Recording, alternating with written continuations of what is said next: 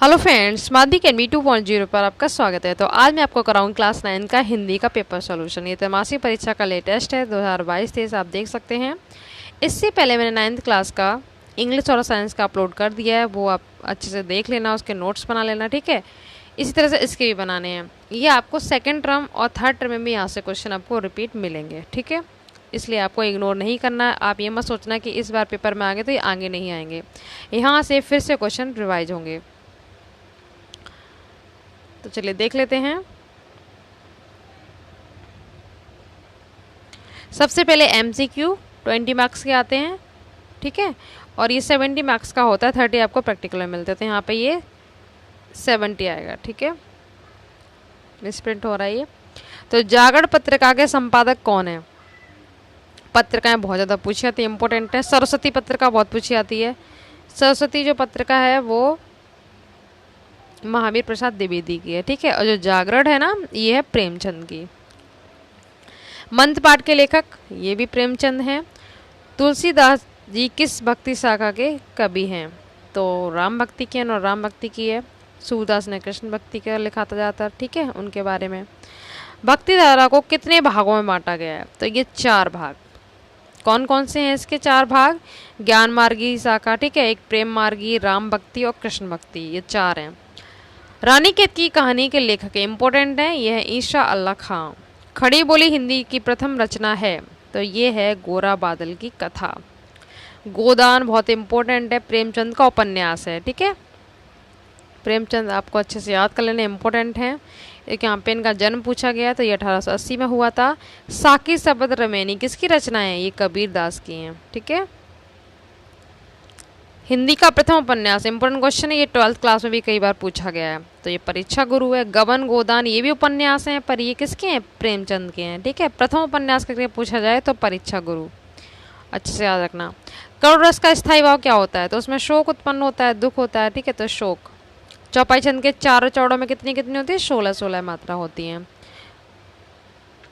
Grammar की video upload है, आप अच्छे से कर सकते हैं। रस अलंकार, चौपाई, दोहा, ठीक है। कनक कनक सौगनी कौन सा अलंकार है इसमें? तो इसमें है यमक। कौन सी बर्तनी शुद्ध है? तो मनुष्य यहाँ पे सही लिखा हुआ है, ठीक है।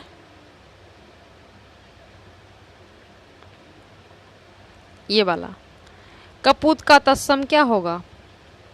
कपूत का तो ये होगा कुपुत्र, ठीक है। उल्टा नहीं पूछा, तत्सम पूछ रहा है। तत्सम तो मैंने करवा दी है ट्रिक से, जरूर देख लीजिएगा। अमर का विलोम शब्द क्या होता है? मृत्यु। पुष्प का पर्यायवाची कुसुम। अमृत का पर्यायवाची सुधा। अमर का विलोम शब्द है, ये फिर से आ गया मृत्यु। अनुराग का विलोम होगा विराग। और राजा का पर्यायवाची जो होगा वो है भूपति, ठीक है। अब आ जाती है व्याख्याएं। इनमें से आपको एक व्याख्या करनी होती है, 6 मार्क्स की आती है। यही 10th में प्रोसेस है, 10th की पूरी तैयारी करवाई जा रही है, ठीक है।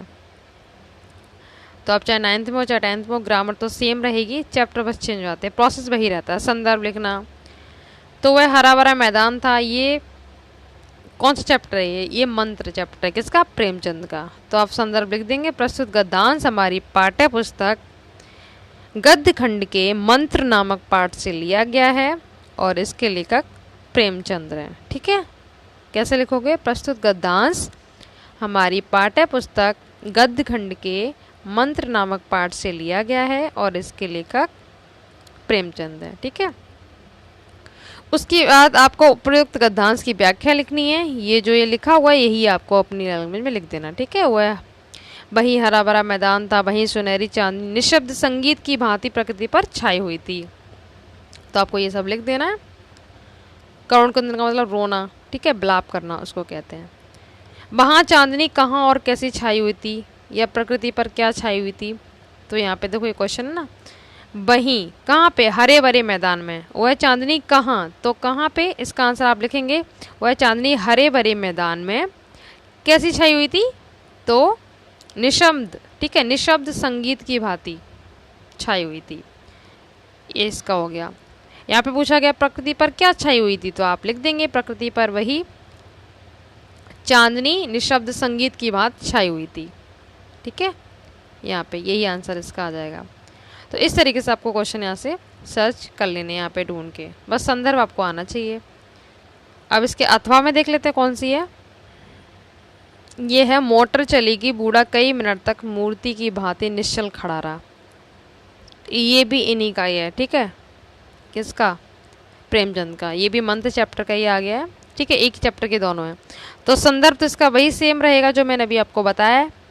प्रस्तुत गद्यांश हमारी पाठ्य पुस्तक गद्य खंड के मंत्र नामक पाठ से लिया गया है। इसके लेखक प्रेमचंद हैं, ठीक है। भगत को किस बात पर विश्वास नहीं था, तो आप आराम से पढ़ लेंगे इसमें से और आप आंसर दे लेंगे। देखो, संसार में ऐसे मनुष्य भी होते हैं जो अपने आमोद प्रमोद के आगे किसी की जान की भी परवाह नहीं करते। इसका अब भी विश्वास ना आता था, किसको, भगत को, ठीक है। ये विश्वास नहीं था कि लोग अभी भी ऐसे होते हैं कि अपने खुशी में दूसरों की जान की परवाह नहीं करते हैं। सेकंड है, थर्ड है, भगत को किस बात की आशा थी, तो यहाँ पे आंसर आपको मिल जाएगा, उसे डॉक्टर साहब के लौट आने की आशा थी, ठीक है, ये वाला आंसर हो जाएगा इसका। भगत के शब्दों में सभ्य समाज कैसा था, सभ्य समाज कैसा था, तो अब देखो यहाँ पे ये आंसर है, सभ्य समाज कैसा इनके अकॉर्डिंग, निर्मम और इतना कठोर है, मतलब इनके अंदर दया नहीं है, ठीक है, निर्मम और कठोर है, ऐसे लिख देना आप। कोई भी एक करनी होती है, चाहे ये वाला कर लो चाहे वो वाला। अब आते हैं ये काव्य में से व्याख्या आती है, ठीक है। तो ये कबीर के साखी में से लिया गया है। प्रस्तुत पद्यांश का संदर्भ बताना है आपको। प्रेम की गली में कितने नहीं समा सकते हैं, तो देखो यहाँ पे लिखा है ना, प्रेम की गली अति साकरी, छोटी सी गली, तो उसमें 2 लोग नहीं समा सकते, कितने, 2 लोग, ठीक है, तो यहाँ पे 2 आ जाएगा। और संदर्भ कैसे लिखेंगे और अर्थ ये देख लेते हैं। तो इसका संदर्भ कैसे लिखेंगे, प्रस्तुत पद्यांश, जब काव्य की बात होती है तो पद्यांश, ठीक है, पद्य बोलते हैं। हमारी पाठ्य पुस्तक हिंदी काव्य में संकलित है, आप लिख देना हिंदी काव्य खंड में, ठीक है। कबीरदास द्वारा रचित साखी से लिया गया है, यहाँ पे इसकी जगह आप अपनी लैंग्वेज में कर लेना, साखी से लिया गया है, ठीक है, ये संदर्भ हो गया। प्रस्तुत पद्यांश हमारी पाठ्य पुस्तक हिंदी काव्य में संकलित कबीरदास द्वारा रचित साखी से लिया गया, ठीक है। या फिर आप काव्य खंड में भी कर सकते हैं, जो अच्छा लगे आपको। ये प्रसंग होता है, इसमें प्रसंग वगैरह पूछा नहीं है, व्याख्या पूछी कि इसका अर्थ बताना है, तो उन दोनों का अर्थ आपको ये लिख देना है। कबीर जी कहते हैं कि जब तक मुझ में मैं मतलब अर्थात अहंकार था, घमंड था, तब तक मुझे अपने सद्गुरु से एकात्मक भाव प्राप्त नहीं हो सका, ठीक है। फिर मैं गुरु और स्वयं को 2 समझता था, ये बोलते कि मैं गुरु और स्वयं को 2 मानता था, अतः प्रेम साधना में असफल रहा। ये बात जब उनके अंदर घमंड था ना, तो प्रेम साधना में असफल रहे। कौन, कबीर जी कहते हैं, क्योंकि प्रेम साधना का मार्ग बड़ा सकरा है, सकरा होता है मतलब छोटा, तंग गलियों को कहा जाता है ना, सकरा रास्ता है, तो उस पर होकर एक होकर ही चला सकता है, मतलब एक ही इंसान वहाँ से जाके निकल सकता है, ये नहीं कि 2-2 निकल जाएंगे। जब तो आपको यही वाली यहाँ तक लिख देना है, ठीक है। जब तक द्वैत भाव में मैं और तू बना रहेगा, मतलब घमंड रहेगा, मैं तू करता रहेगा इंसान, तब तक क्या प्रेम की साधना गुरु भक्ति संभव नहीं है। ये इसका अर्थ है, इतनी सी लाइन का, ये आपको अपनी लैंग्वेज में कर देना है, ठीक है। तो मैंने ये अर्थ करवा दिया, कितने नहीं, 2 से नहीं समा सकते, संदर्भ बता ही दिया, अर्थ भी बता दिया। अथवा में बसो मेरे नैन में नंदलाल, ये मीराबाई का है, ठीक है, ये मीराबाई का है और किससे, पदावली से लिया गया है। तो संदर्भ आप ऐसे लिख देना, प्रस्तुत पद्यांश हमारी पाठ्य पुस्तक काव्यखंड में संकलित मीराबाई द्वारा रचित पदावली से लिया गया, ठीक है, ये संदर्भ हो जाएगा सेम। अगर आपको चाहो तो ये भी कर सकते हैं। कृष्ण के ओठों पर क्या विराजता है, तो बांसुरी है, ठीक है, यहाँ पे लिखे ना मुरली, मुरली लिख दो चाहे बांसुरी लिख दो। कृष्ण के सिर पर क्या विराजमान है, तो मोर मुकुट, ठीक है, मोर मुकुट है ना, ये आप लिख देंगे, जो अच्छा लगे वो कर लेना। फिर आती है संस्कृत की व्याख्या, इसमें भी क्या होता है, संदर्भ लिखना होता है। प्रस्तुत गद्यांश हमारी पाठ्य पुस्तक संस्कृत खंड के, और इस चैप्टर का नाम लिख देना है बस, और इसकी यहाँ से यहाँ तक व्याख्या हो जाएगी, ये भी देख लेते हैं। तो ये संदर्भ हो गया हमारी पाठ्य पुस्तक के अंतर्गत संस्कृत खंड के, पाठ्य पुस्तक संस्कृत खंड के, ये सब हटा दो, परमहंस रामकृष्ण नामक पाठ से यहाँ पे आप लिख देंगे लिया गया है, ठीक है, लिया गया है। और इसमें कोई भी लेखक वगैरह लिखना नहीं होता संस्कृत में, बस नॉर्मल सा चैप्टर का नाम लिखना होता है। फिर आप एक लाइन की ये व्याख्या लिख देंगे वहाँ से फर्स्ट लाइन की, ठीक है। रामकृष्ण एक अलौकिक महापुरुष थे। उनके विषय में महात्मा गांधी ने कहा था, रामकृष्ण परमहंस का जीवन चरित्र धर्म के आचरण का व्यवहारिक विवरण है। एक एक लाइन पढ़ते जाना और लिखते जाना, ठीक है। उनका जीवन हमारे लिए ईश्वर दर्शन की शक्ति प्रदान करता है। उनके वचन न केवल किसी के नीरस ज्ञान के वचन हैं, अपितु उनकी जीवन रूपी पुस्तक के पृष्ठ ही हैं। पृष्ठ का मतलब पेज। उनका जीवन अहिंसा का साकार पाठ है। तो ये वहाँ पूरी व्याख्या हो जाती है, ठीक है। आप लिख देना इसको, एक एक लाइन पढ़ते जाना और ये आपको कीवर्ड्स मिलते जाएंगे, कुछ भी रट्टा नहीं मारना है, तो आपको समझ में आ जाएगा। इसी तरह से मैंने 10th की भी करवा दी है, बहुत अच्छे से आपको एक एक लाइन पढ़ के आ जाएगा। ये पेपर सॉल्यूशन है तो मैंने शॉर्ट में करवा दिया है, आप इसको कर लेना। उसके बाद ये चॉइस है, ये छोड़ो। इसके बाद यहाँ पर इनमें से आपको एक कर लेना है। ये छोटे छोटे मैं आपको दोनों करवा दूंगी, चाहिए कर लो चाहिए कर लो संस्कृत में से, ठीक है। उसके बाद दीपदान एकांकी में आप चाहे तो इनकी कहानी लिख दो या फिर दीपदान एकांकी उदय सिंह का चरित्र, ठीक है। उदय सिंह का यहाँ पे बोला गया, जो अच्छा लगे आप वो कर देना। और इधर से जीवन परिचय, इधर प्रेमचंद, इधर कबीरदास, आपको जो याद हो वो कर लेना। ये दोनों ही इम्पोर्टेंट है, सेकंड टर्म में भी यहाँ से रिवाइज होगा, ठीक है। फिर आपको एक श्लोक लिखना है, अपने पाठ्य पुस्तक का कोई भी एक श्लोक याद करके लिख देना। जो इस पेपर में आया होता है ना वो नहीं लिख सकते। अभी इनमें इन दोनों की व्याख्या करवाऊंगी ना, ये वाले श्लोक आप नहीं लिख सकते, इनके अलावा कोई भी लिख सकते हैं अपनी बुक का, ठीक है। इनके भी हिंदी करवा दूंगी, बस आपको दिखा दे रही हूँ। उसके बाद ये क्वेश्चन आंसर 2 के पूछे गए हैं, तो ये वाला और ये वाला, ये फर्स्ट चैप्टर में से ये दोनों आपको करवा दूंगी भी। फिर मुहावरे, इसके बाद ये, फिर हो जाएगा आपका कंप्लीट, ठीक है। तो सबसे पहले दीपदान एकांकी में आप पन्ना धाय का कैरेक्टर और उदय सिंह दोनों याद कर लो, या फिर दीपदान की कहानी अपने लैंग्वेज में कर देना, ठीक है। अब मैं आपको फटाफट से इनकी व्याख्या करवा देती हूँ। ये दोनों ही श्लोक आपके पहले चैप्टर के आए हैं, वंदना वाले चैप्टर के। तो श्लोक क्या लिखेंगे, संदर्भ कैसे लिखे हुए आप, प्रस्तुत श्लोक वंदना पाठ्य पुस्तक के अंतर्गत संस्कृत खंड के वंदना नामक पाठ से लिया गया है। इसमें ईश्वर की वंदना की गई है। प्रस्तुत श्लोक, ठीक है, वंदना पाठ्य पुस्तक के अंतर्गत, चाहो तो आप इसको हटा सकते हो, ठीक है। प्रस्तुत श्लोक वंदना संस्कृत खंड के वंदना नामक पाठ से लिया गया है, अपने लैंग्वेज में लिखना, ठीक है। प्रस्तुत श्लोक हमारे पाठ्य पुस्तक संस्कृत खंड के वंदना नामक पाठ से लिया गया है। ये बार बार आप कुछ नहीं करेंगे, ठीक है। पाठ्य पुस्तक चाहो तो लिख लेना। हिंदी अनुवाद, सबसे पहले आप ये पहला वर्ड लिखेंगे डेडेसर के लास्ट वाला, ठीक है।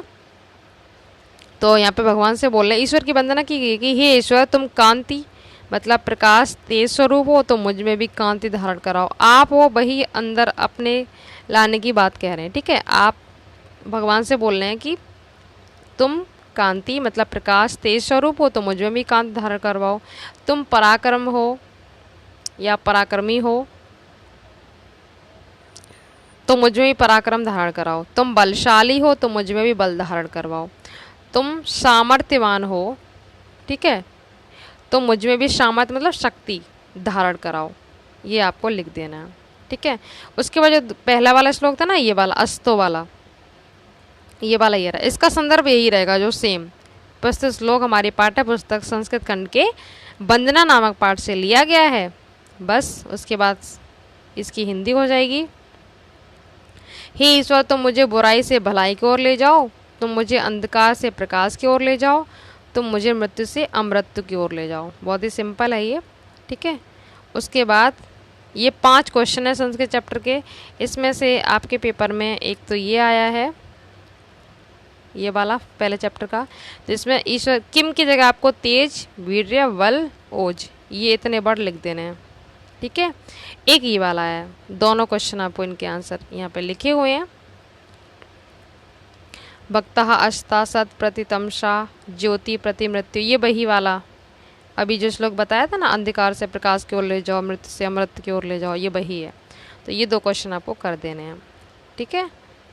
ये टोटल इसके 2, 2, 4 ये इंपॉर्टेंट क्वेश्चन है, ठीक है। ये 5 हैं टोटल इस चैप्टर के, इनमें से 2 आप कर लेना जो आए हैं एग्जाम में।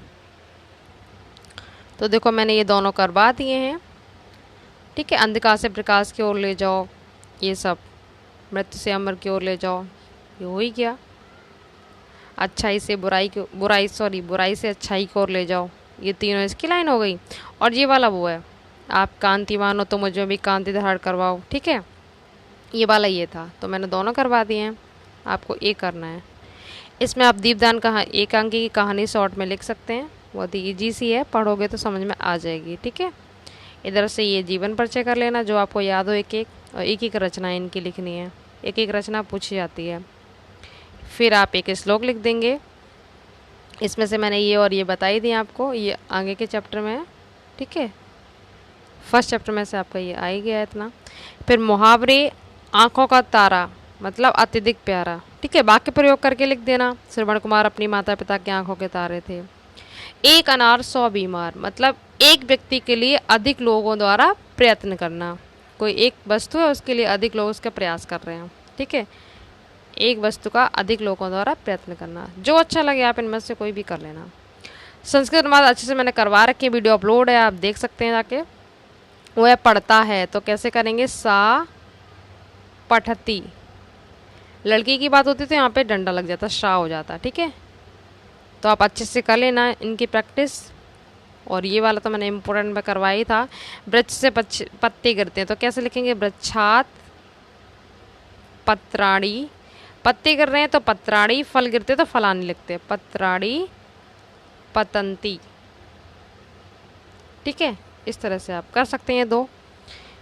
फिर आपको क्या करना है, एक खेल कूद की व्यवस्था के लिए आपको प्रिंसिपल को प्रार्थना पत्र लिखना है। बस ये हो गया पूरा सॉल्यूशन। आई होप आपको समझ में आ गया होगा, ठीक है। तो इस तरह से आपको प्रैक्टिस कर लेनी है, और चैनल को सब्सक्राइब जरूर कीजिए, बेल आइकन प्रेस कर लीजिए, जिससे आपको टाइम पे नोटिफिकेशन मिलता रहे। और कोई भी टॉपिक आपको क्लियर नहीं हो रहा हो 9th क्लास में, साइंस, इंग्लिश, हिंदी में, तो आप मुझे बता सकते हैं, मैं आपको करवा दूँगी, ठीक है। तो मिलते हैं नेक्स्ट वीडियो में नेक्स्ट टॉपिक के साथ। Thank you so much. जितना हो सके फ्रेंड्स ग्रुप में शेयर कीजिए, बस।